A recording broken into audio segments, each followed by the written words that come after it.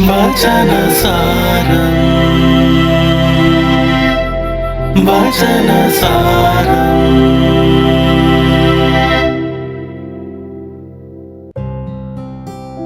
വചനസാരത്തിലേക്ക് ഏവർക്കും സ്വാഗതം. ആണ്ടുവട്ടത്തിലെ 14-ാം വാരം വെള്ളിയാഴ്ച. മത്തായിയുടെ സുവിശേഷം 10-ാം അധ്യായം 16 മുതൽ 23 വരെയുള്ള വചനങ്ങളാണ് നാം സുവിശേഷത്തിൽ ഇന്ന് വായിച്ച് ധ്യാനിക്കുന്നത്. ഈ ദിവസങ്ങളിലൊക്കെ ഈശോ തൻ്റെ അപ്പോസ്തലന്മാരെ തിരഞ്ഞെടുക്കുകയും അവർക്ക് സുവിശേഷ ദൗത്യം നൽകുകയും ചെയ്യുന്ന വചനഭാഗങ്ങളാണ് നാം വായിച്ച് ധ്യാനിച്ചുകൊണ്ടിരിക്കുന്നത്. ഇന്ന് അപ്പോസ്തലന്മാരുടെ ജീവിതത്തിലെ, അവരുടെ സുവിശേഷ പ്രഘോഷണ ജീവിതത്തിലെ അനിവാര്യമായ ഒരു ഘടകം സഹനമാണെന്ന് ഈശോ വ്യക്തമാക്കുന്നു. തങ്ങളുടെ ജീവിതത്തില് സഹനത്തിലൂടെയാണ് മഹത്വത്തിലേക്ക് പ്രവേശിക്കാനാവുകയെന്ന് ഈശോ തൻ്റെ തന്നെ ജീവിതം കൊണ്ട് നമുക്ക് വ്യക്തമാക്കി നൽകുന്നു. ഓരോ ക്രിസ്തു ശിഷ്യനും വിവിധങ്ങളായ സഹനങ്ങളിലൂടെയും പ്രയാസങ്ങളിലൂടെയും പ്രതിസന്ധികളിലൂടെയും കടന്നുപോയി ഉദ്ധാനത്തിന്റെ മഹത്വത്തിലേക്ക്, സുവിശേഷത്തിന്റെ സന്തോഷത്തിലേക്ക് പ്രവേശിക്കാനാണ് വിളിക്കപ്പെട്ടിരിക്കുന്നത്. അതുകൊണ്ട് നീതിമാന്മാരുടെ സഹനത്തെ ഈശോ രക്ഷാകരമായ സഹനം എന്നാണ് തൻ്റെ ജീവിതം കൊണ്ട് കാണിച്ച് നൽകുന്നത്.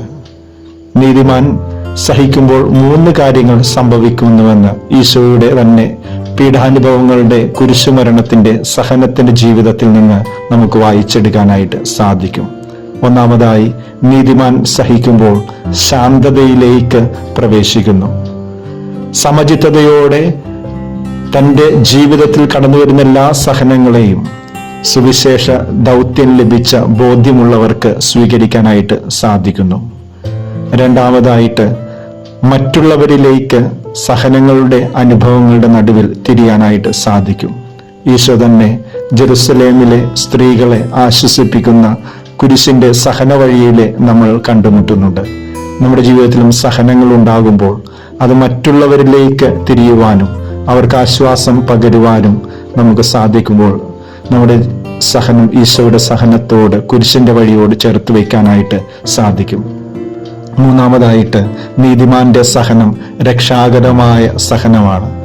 ഈശോയുടെ കുരിശിലെ സഹനം രക്ഷാകരമായ സഹനമായി മാറിയതുപോലെ ഓരോ ക്രിസ്തു ശിഷ്യനും ജീവിതത്തിൽ തെറ്റിദ്ധരിക്കപ്പെടുമ്പോഴും, ഒറ്റപ്പെടുമ്പോഴും, അപമാനിതരാകുമ്പോഴും എല്ലാം അത് രക്ഷാകരമായ സഹനമായി മാറ്റാൻ ഓരോ ക്രിസ്തു ശിഷ്യനും സാധിക്കുമ്പോൾ തീർച്ചയായും നമ്മളും സുവിശേഷത്തിന്റെ പരിമളം വിതറുന്ന വ്യക്തികളായിട്ട് മാറും. അതിനുള്ള കൃപയ്ക്കായി നമുക്ക് പ്രാർത്ഥിക്കുകയും ദൈവം നമ്മെ സമൃദ്ധമായി അനുഗ്രഹിക്കുകയും ചെയ്യട്ടെ.